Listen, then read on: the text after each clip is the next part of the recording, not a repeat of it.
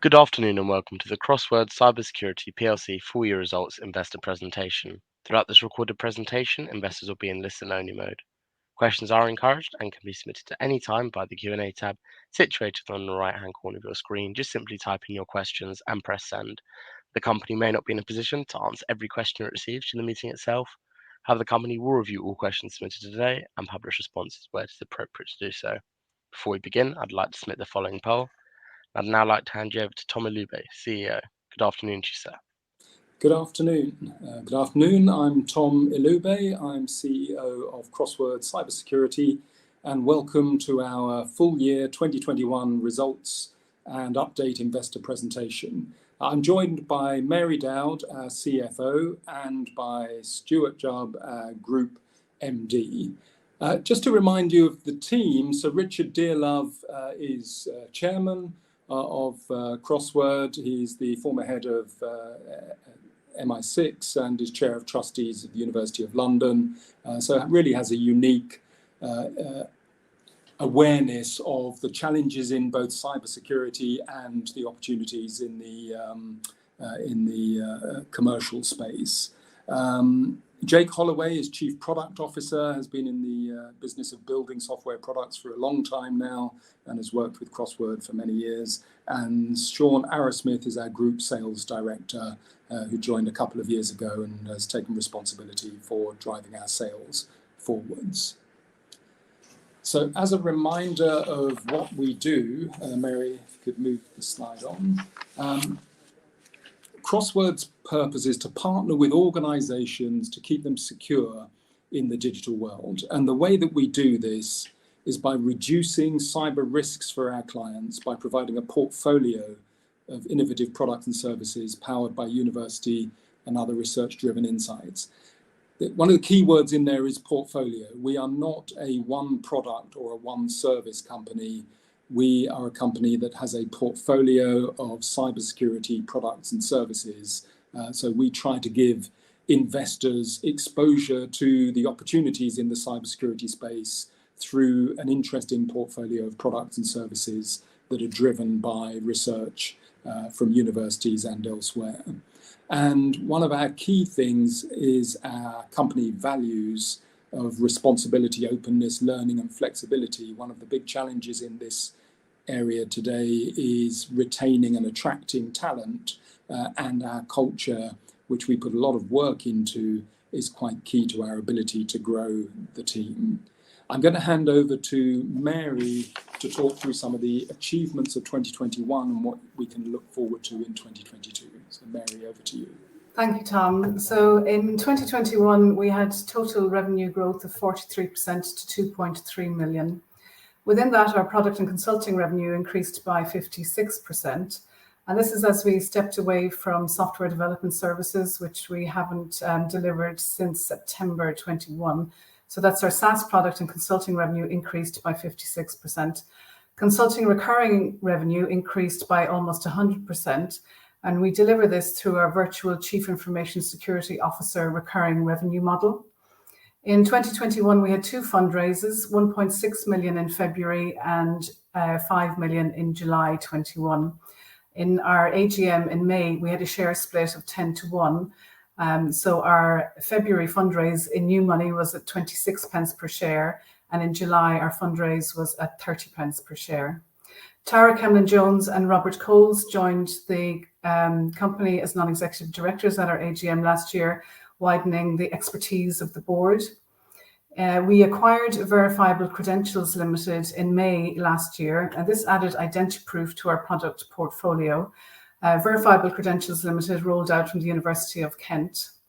We launched CrossWord in Oman, and this was at the back end of last year and in partnership with the Al Rawahi family. The Al Rawahi family have over 40 years experience of industry in various sectors in Oman and the Gulf region, and they employ over 10,000 staff. We acquired Stega in August last year. This is a threat intelligence and monitoring company. And they added about 30 new clients to CrossWord. And those clients are primarily in the financial sector. And they took the total number of fee-paying consulting clients to over 100. Also in 2021, we launched Risicon into the membership base of the Chartered Institute of Information Security. That's a 10,000 membership base, and we had great success with that. We continued the rollout of Risicon with our membership body program to increase Risicon market penetration. And by the end of 2021, we had 500 users of Risicon. During 2021, we integrated Darkbeam into Risicon, and this means that our clients can just switch Risicon on and get an immediate cyber risk rating for their suppliers. We completed a project with the University of Glasgow on privacy governance software. And continuing on with our work with other universities, we completed a project with Liverpool John Moore University on manufacturing supply chain risk, and that project was funded by Innovate UK. CrossWord Consulting continued to grow the high-profile sector and to drive recurring revenue. IASME, which is the government's sole partner for delivering cyber essentials, began to deliver its counter-fraud fundamentals certification using Risicon. This is as well as delivering its Internet of Things security certification using Risicon. So far this year, we've completed our third acquisition, Threat Status Limited. That's a cyber intelligence company. We completed that in March this year, bringing our SaaS portfolio to 5 products. We've rolled Risicon out to 2 further membership bodies to increase our Risicon market share. IASME began delivering a further certification using Risicon. That's their Maritime Security Certificate, taking the number of certifications that they're using Risicon to deliver to 3. We commenced our first engagement with a FTSE 100 company, and we're delivering high-end cybersecurity consulting services to them. We've contracted with clients in 2 new overseas jurisdictions, and one of those clients is a government institution. We're progressing well with cross-selling, which will be one of our drivers for delivering organic growth this year. And we've already sold Trillion into the Risicon network, and Trillion is a product that we acquired through Threat Status Limited in March. We've completed the successful pilot of Risicon with a global aerospace defense and security company that has over 6,000 suppliers, which will lead to exciting opportunities for us. We're engaging with government agencies to support driving cybersecurity maturity across the Sultanate of Oman. So the outlook for 2022, income growth of 75%, to be driven by organic growth and acquisitions, and this is in line with market expectations. We're going to continue to roll Risicon out across the membership base of more membership bodies, and we're targeting having 1,000 users of Risicon by the end of the year, and that we're targeting them assessing over 10,000 suppliers. We'll be taking our full range of cybersecurity products and services to Oman and the Gulf region to help those companies and those countries improve their cybersecurity posture. We're taking Identiproof to market as well as continuing product development, and we'll be optimizing the cross-sell opportunities that we have within our client base and with our range of products. We'll be issuing a report following the survey of 200 Chief Information Security Officers. This report is called Strategy and Collaboration, a Better Way Forward for Effective Cybersecurity. So this slide just repeats some of what we've said already, but I just wanted to draw your attention to our advisory board, which is made up of Alison Dyer. She's the chair of our advisory board, and she's the Chief Information Security Officer of Urenco, the nuclear company. Nena Bhattacharya is the Chief Information Security Officer of Danone. And the General Sir Nick Houghton is also a member of our advisory board, and he's ex-Chief of Defence Staff. And alongside those 3, Professor David Stoppel sit, and he's a Professor of Cybersecurity at City University of London, which is where Risicon originated. I'm going to hand over to Stuart now to talk some more about our product portfolio. Thanks, Mary. So I'll just give you a brief overview of our current portfolio. So we have Risk and Assurance, the enterprise level third-party assurance platform primarily focused on cybersecurity. It allows companies to triage and manage their risks across their supply chain. Nixa CyberML applies machine learning to user behavior analytics to detect and prevent credential stuffing and other account takeover attacks. We acquired Identiproof through Verifiable Credentials Limited. This was created by Professor David Chadwick and is a University of Kent spin-out. David is a global authority in this domain and co-author of the W3C Verifiable Credential Standards, and has implemented the W3C standard in a product called Identiproof. Trillion and Arc are the software products we acquired through Threat Status Limited in March 2022, as Mary mentioned. And Trillion is a threat intelligence tool which monitors stolen credentials on the dark web and criminal forums, and then assesses which of those are likely to cause the biggest threats to an organization. Arc provides a service which enables customer-facing authentication services to query in real time stolen login IDs and passwords. Our consulting team provides end-to-end cyber consulting services with particular focus on our retained virtual Chief Information Security Officer services. And lastly, Nightingale, which we acquired last year, is a network monitoring and threat intelligence platform and provides early warning to companies if they're being attacked. CyberOwl and BizGen are companies we helped co-create several years ago, and we retain an equity stake in CyberOwl and have a licensing agreement with BizGen. Next slide, please, Mary. So given that we've made several acquisitions over the past 18 months and we have a growing consulting team, we've done some work mapping how our products and services fit together against the globally recognized NIST cybersecurity framework, which most global organizations will use to set up their cybersecurity. This is how we currently go to market, and we're focused on 4 key areas. The first is third-party assurance, end-to-end third-party assurance in cyber, focused on operating model design to high-risk audits. We use the Riskin platform, and companies are able to outsource part or all of their cyber third-party assurance to us. And this combines both Riskin and consulting services. Governance, risk and compliance. We help companies improve their cyber maturity and achieve accreditations that they may need in order to satisfy clients or investors. And a lot of this is provided through our virtual Chief Information Security Officer services. And we use the Identiproof platform to give control of digital identities to individuals and organizations.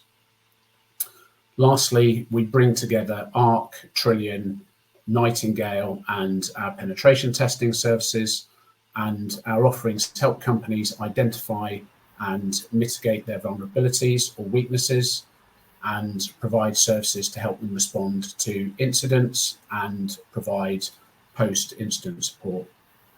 We can use individual or combined offerings to reduce the likelihood of a breach, and these products are often blended into our consulting services. Back to you, Mary.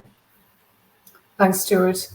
So this slide just shows some information on the cybersecurity opportunity. On the left-hand side, we can see some of the issues that are being experienced in the cybersecurity arena.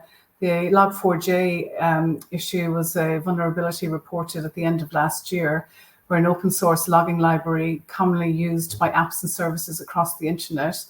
It was a vulnerability reported within that, and if it had been left unfixed, it would have been given the hackers access to so many apps and networks with the opportunity to place malicious software.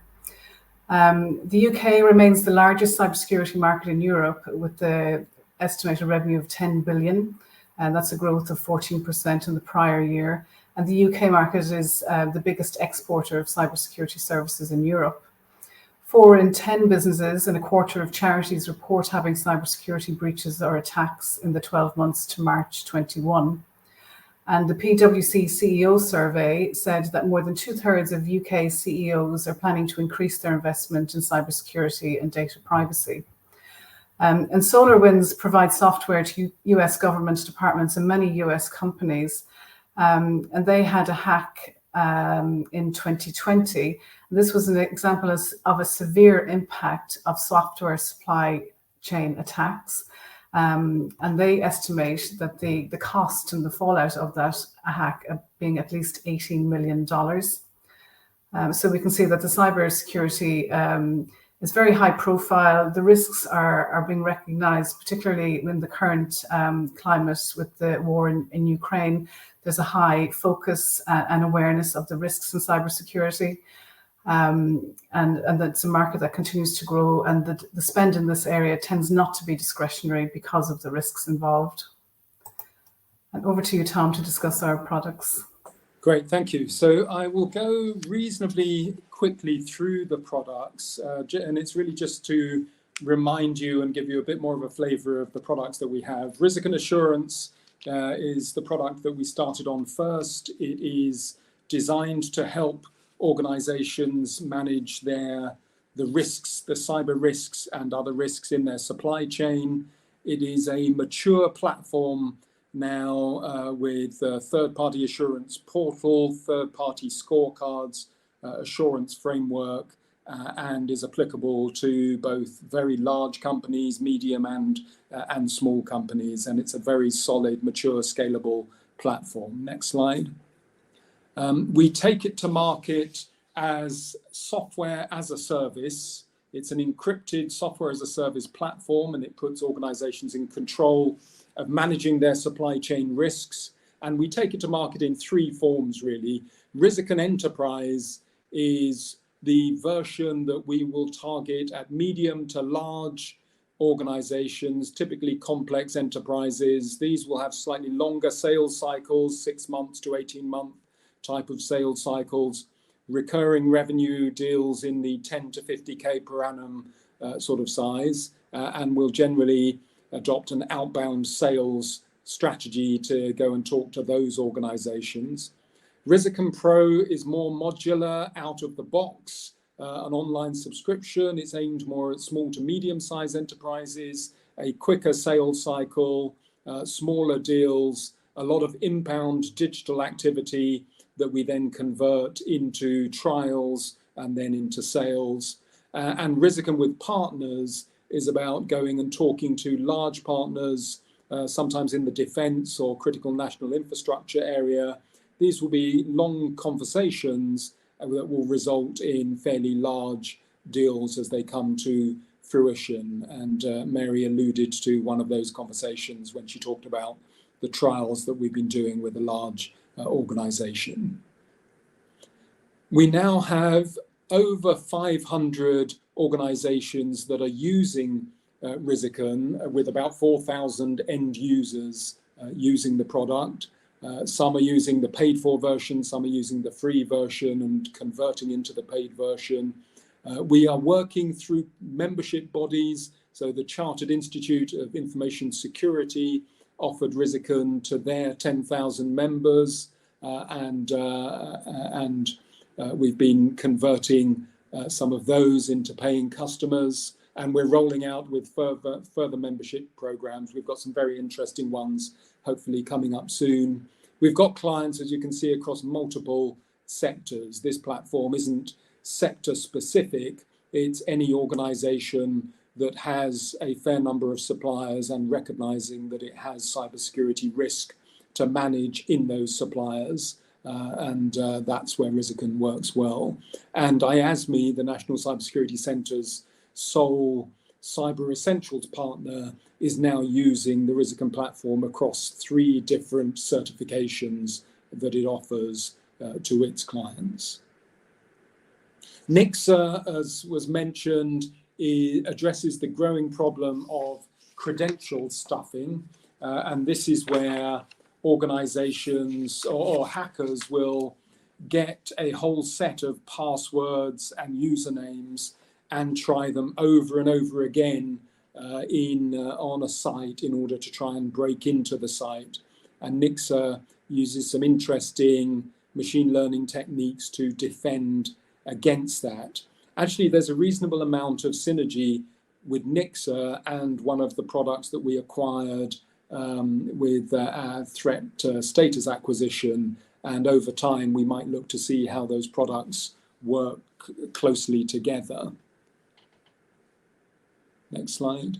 Identiproof is about verifiable credentials. This is addressing the issue of today, people like festivals, concerts, insurance companies, compliance organizations issue physical certificates, paper certificates. They're gradually moving to issuing digital certificates. But obviously, if you issue digital certificates, you need a way of proving that the digital certificate that has been issued is actually a verifiable certificate, because digital certificates are so easy to replicate in a fraction of a second. And verifiable credentials is a W3C global standard for proving that a digital certificate was actually issued by the organization that it claims and that it belongs to the user that's trying to make use of it.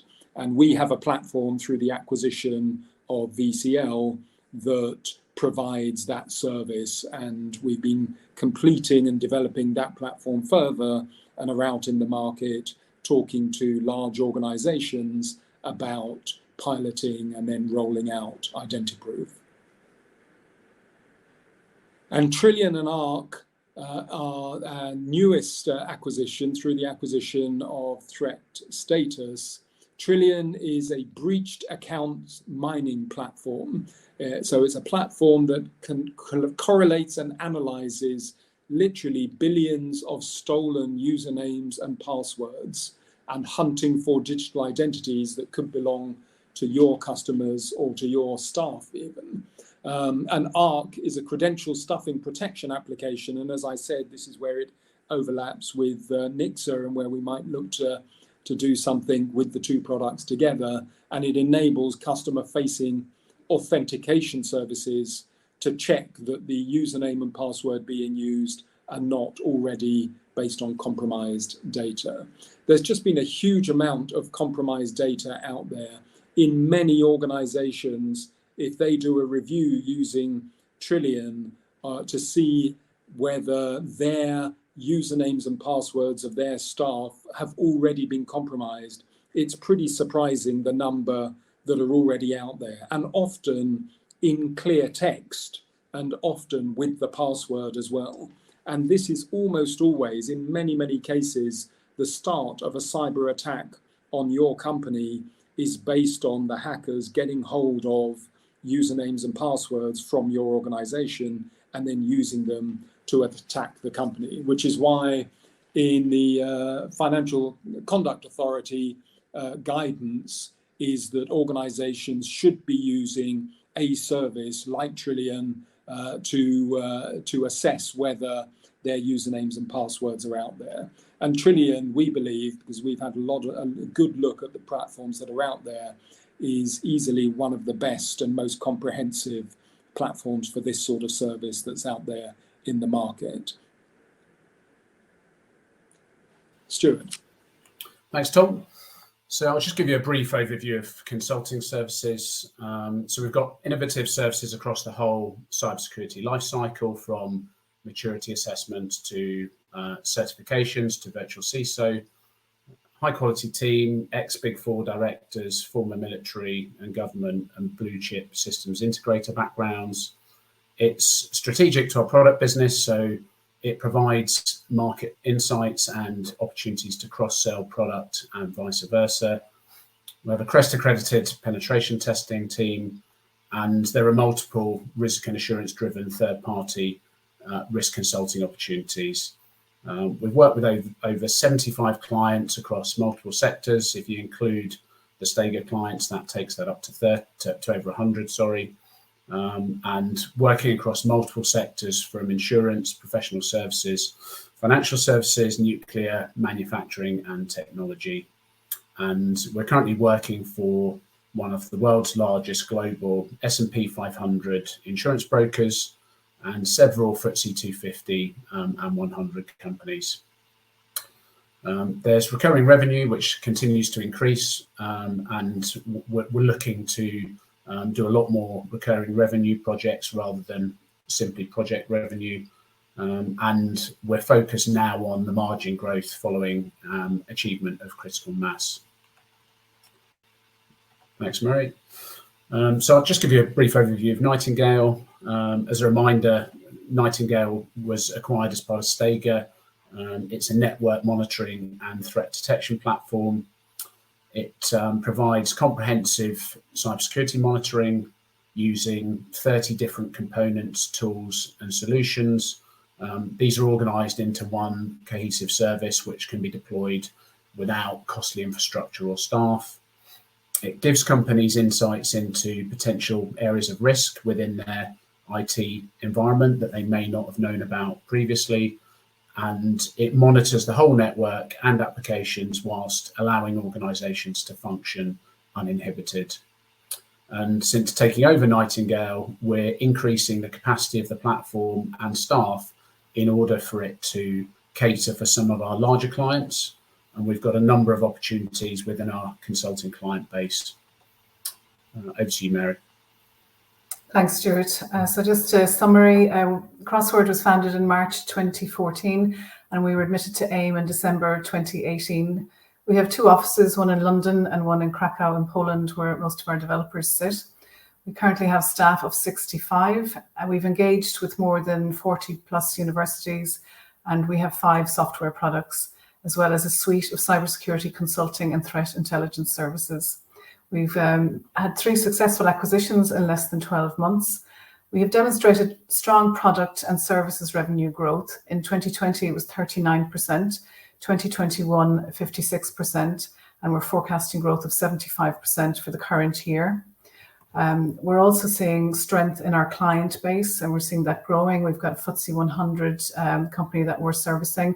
We have FTSE 250 clients, S&P 500 insurance client, and we see many companies from critical national infrastructure in our client base as well. So these are the P&L from the December 21 accounts. Revenue of 2.2 million, and the difference between that and my quoted revenue of 2.3 million is the grant from Innovate of 150k. Cost of sales of 2 million to give a gross margin of 214k, which is a good improvement on last year. In the year, costs increased by 1.3 million, and that was primarily driven by headcount increase and an increase in professional services. The headcount increase was 48% increase organically, and the balance of the 74% total headcount increase came as a result of the acquisitions. The professional fees increases was driven by the 2 fundraisers, the Oman opening, our office in Oman and our company in Oman, and the 2 acquisitions. So our loss for the year was almost 2.3 million, and we have non-controlling interests here of 44k to give a total loss for the year of still almost of 2.3 million. The non-controlling interests relate to Stuart's 10% share of CrossWord Consulting. And I seem to be stuck on this page. No, here we go. And here we have our balance sheet. So the structure of the balance sheet, it looks quite different to as it did at the end of 21 than it did at the end of 2020.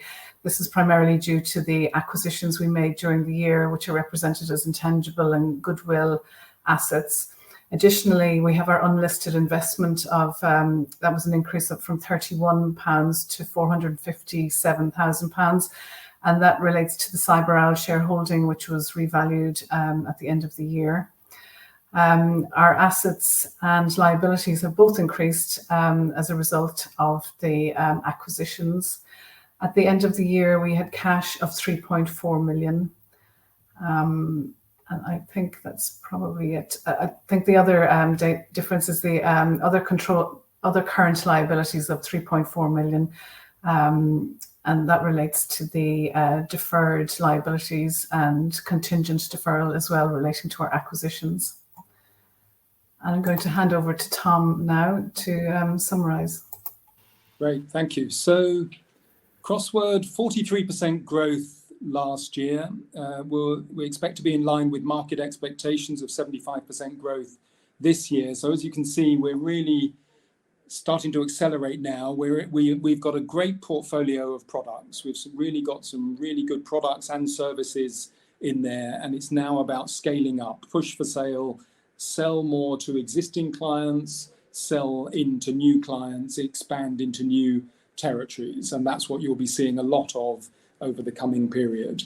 We've done 3 really good quality acquisitions over the last 12 months, and we will be actively looking for further acquisitions over the coming year. There are a lot of interesting companies out there that would be interested in coming under our umbrella, and we will be happy to have those conversations if they fit with what we're doing and have the potential that we're looking for, whether they're bolt-on or whether they're transformational types of acquisitions.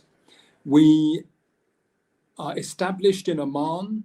We will push on that market and the Gulf region more broadly. There are lots of opportunities there. I'll be going out there in a few weeks' time. I know Stuart has been out there several times. There are some really interesting conversations. And the interesting thing is, at the moment, the oil price is quite high, and therefore in that region there is a lot of investment going on and a lot of opportunities. We have a very good, stable team of specialists, 65 people. We have a strong culture as a company. We're able to attract great talent, and we've seen that through the year, and really good people stay with us, so we're very pleased about that. So I'm very optimistic about the year ahead. I think you'll see a lot happening over the next 12 months as we really start to put our foot on the gas and scale up the company. So thank you very much for your time. We will take questions now. I can see some questions in the Q&A, and I'll start going through those questions. But in the meantime, if other people have questions and want to ask them, we'll address them as they come up. So the first question is, consulting and Risikan have been the core growth drivers in recent times and continue to grow well. Of your newer offerings, which have the most potential to drive significant revenue in the near term? So if I take in the near term as the important part of that question, we see Trillian as being really interesting in the near term. It is such a good product, so ahead of the market, and is very easy to explain and demonstrate to organizations and for them to make the decision as to whether they want to buy it or not. So we are very actively going out to our existing client base and going to new clients, showing them Trillian, showing them Arc, and seeing the results of that. The other products, Identiproof, Nightingale, and so forth, those products will yield revenue as well.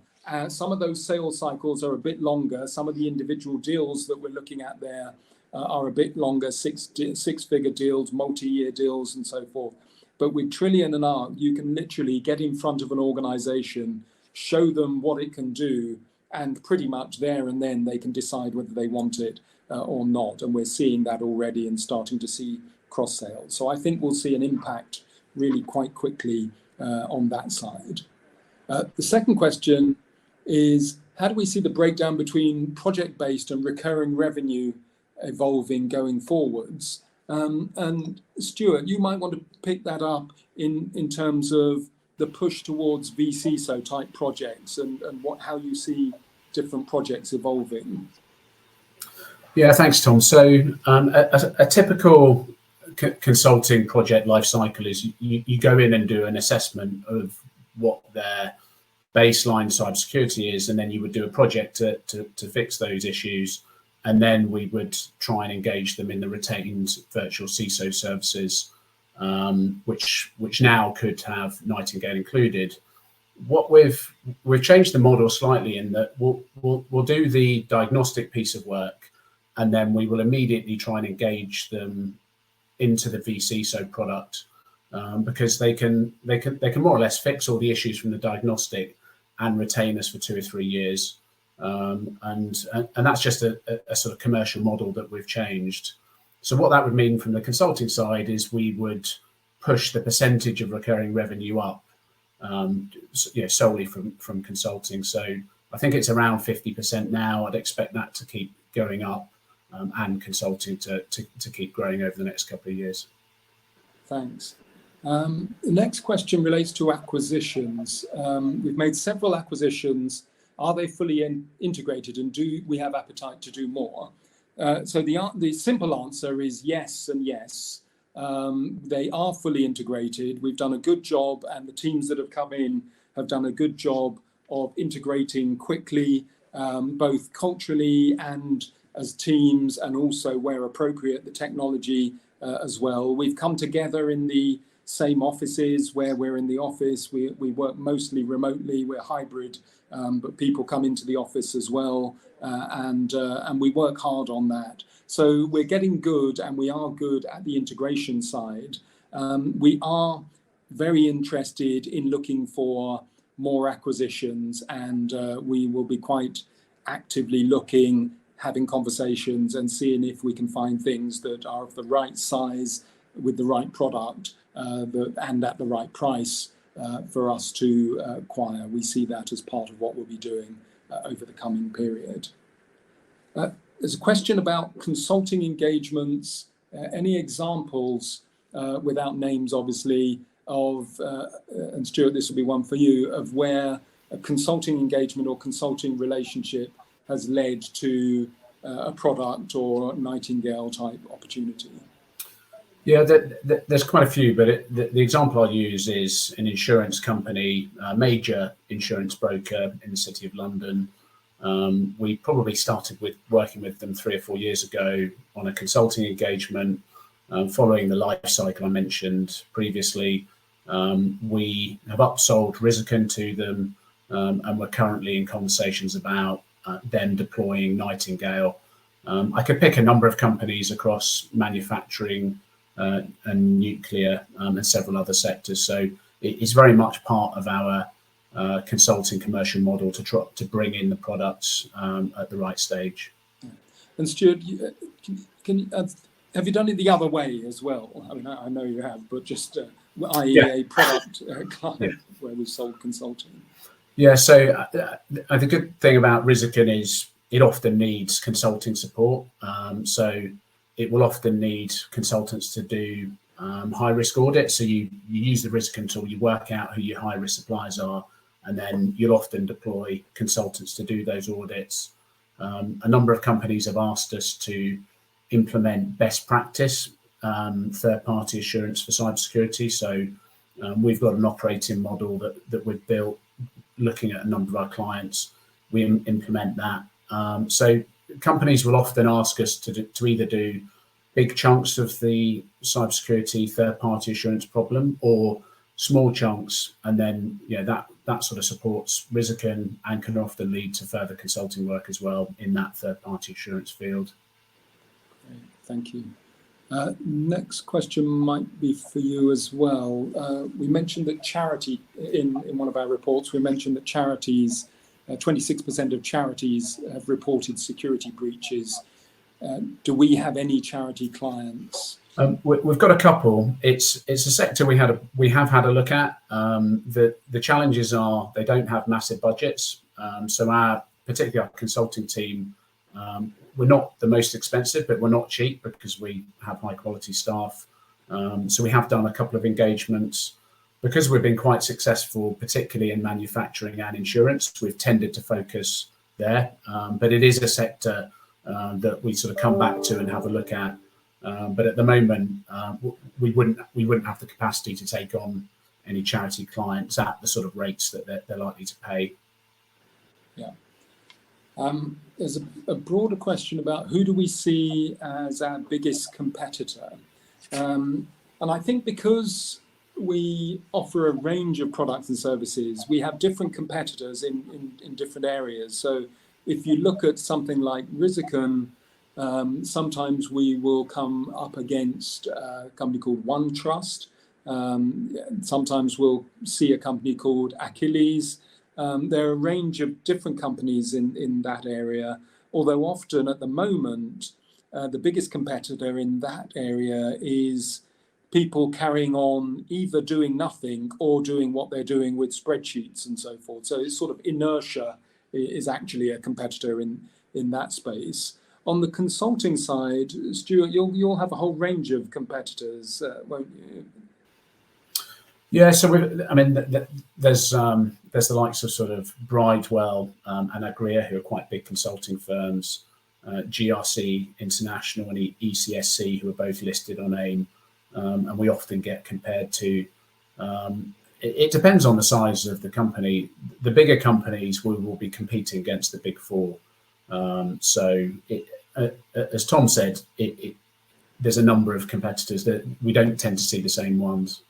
Yeah, the cybersecurity market is quite fragmented, to be honest, both on the product and on the service side. So, unless you're sort of in a very specific area of cybersecurity and that's all you do, and then you'll gradually come down to sort of 4 or 5 competitors that you compete with over and over again. But for us that have maybe 200 plus client relationships, and we're selling a portfolio of products and services into those different clients at different times, we'll come up against a range of competitors. We know them well, we track them, understand them well, and we'll adjust our offering and our pricing depending on who we find ourselves up against. Sometimes on the consulting side, we'll come up against individual contractors as well, who can essentially undercut by just offering themselves out at a lower rate. But what we're finding is that medium to large companies are tending not to go down that path now. They prefer to have a partner, a long-term partner that they can work with. There's an interesting question about essentially our old business, i.e. the ones we've had before the takeovers, and how they're performing versus the new business. I suppose the question, Mary, maybe it's one you can reflect on, is whether sort of the recent growth in revenue and the growth in revenue that we're looking at this year, is it primarily coming from the new acquisitions, or are the underlying businesses still growing as well? Yes, so if we just look at 2021, first of all, so we acquired VCL, so Identiproof, in May, and we've been working to bring that to market.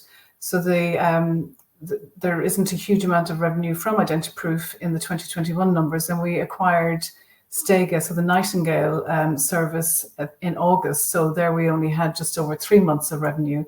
So we can safely say that the 56% revenue growth, excluding software development, was primarily driven by old business. So there's a very strong underlying growth there. That will shift a little bit in 2022. That 75% growth will have a full year of Stega revenue. We'll see Identiproof coming to the market more strongly, and we'll also see Trillian and Arc. So they will be contributing, the new revenue will be contributing much more to that 75% than it did last year. Yeah. But I think it's fair to say, in terms of sort of the shape of the business, we are not a business that has a sort of declining old business and is adding new acquisitions to build revenue. The underlying business, the businesses we already have, are growing, and we're putting a lot of effort into continuing to grow them, both on the services side and on the product side. And then the acquisitions are adding on top of that. Yeah, that's right. Yeah. The last question we have here at the moment is about ESG safety. Is ESG safety integrated into the CROSSWORD offer? What kind of new safeties could be added in the future? Yeah, again, a very good question, because we know that managing ESG risk is of great interest in boardrooms. I sit on the audit committee of, and have done, of various large organizations, and ESG risk is something that is discussed often in the audit and risk committee of those sorts of organizations. And our products, particularly Risican, do focus on ESG risk. They have that capability. Their core is cybersecurity. That is where we center. We are about cybersecurity, but also we can add other risks into that as well. And what we find with the platform, some organizations just want to use the platform to focus on cybersecurity risk, and that's where their real focus is, and they handle their other risks in other ways. Other organizations that we've worked with have specifically wanted to be able to add other risk templates to the Risiken platform so that they have a single platform that embraces all of their risks with cyber risk at its heart. And Risiken certainly allows them to do that. And we do see other risks, and particularly as other compliance areas come to the fore, we see those being incorporated and want to make sure the platform is flexible enough to be able to easily incorporate new templates into the Risiken platform. And it's very easy to do. That's one of our selling points to organizations, is when they say to us, well, you know, we're happy with the cyber risk, but we also need a platform that allows us to handle this other risk as well. We can pretty much drop it in, you know, if not in a day, in a couple of days, we can drop that into the platform, and then they've got that as well. So ESG broadly, the risks there are really important. Risiken can handle those, and it's adaptable to be able to take on other risks as well. So I think unless there are other questions, we've come to the end of the questions and to the end of the session. And I just want to say again, thank you very much for joining us. CROSSWORD is at a really interesting stage where we've got a great portfolio of products. We've got a lot of client relationships. We know how to acquire. We will be acquiring more. That's our intention if we find the right companies over the coming year. And we're in a scale up stage. We're very excited about what CROSSWORD will be over the next year or two. So thank you very much for your time. And if there are any other questions, we'll pick them up and respond offline. Thank you. Tom, Mary, Stuart, thank you very much for updating investors today. Could I please ask investors not to close the session, as you'll now be automatically redirected to provide your feedback in order that the management team can better understand your views and expectations. This will only take a few moments to complete, and I'm sure will be greatly valued by the company. On behalf of the management team of CROSSWORD CYBERSECURITY PLC, we'd like to thank you for attending today's presentation, and good afternoon to you all.